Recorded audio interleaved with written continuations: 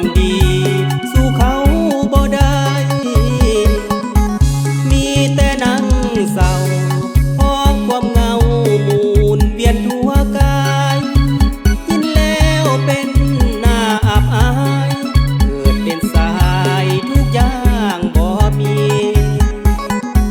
น้องคงสุขใจ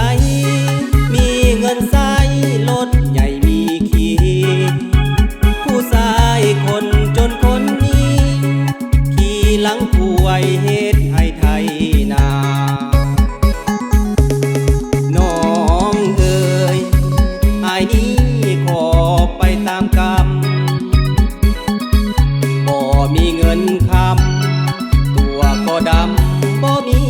ลาสีอ้ายขอลาไปพบกันไหมชาติหน้าถ้ามีผ่านมาบ่มีหยังดีที่อ้ายนี้ทำดีเพื่อนางแม่น้องบอกกล่าวเป็นเรื่องราวที่มีเหตุผลผู้ดีว่าเฮามันจนบ่คู่ควรเป็นคู่คนดีน้องแต่งกับเขาอย่าได้เศร้าโศกหายอย่ามีผู้ชายคนจนคนนี้จะหลีกหนีดาบหน้าตา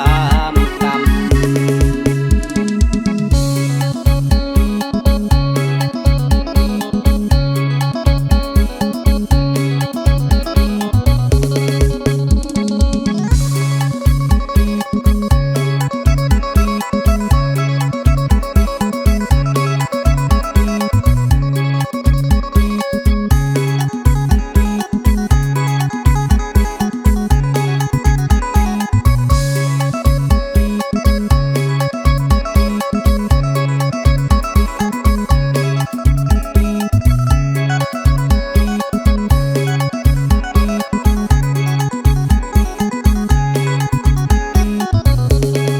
น้อ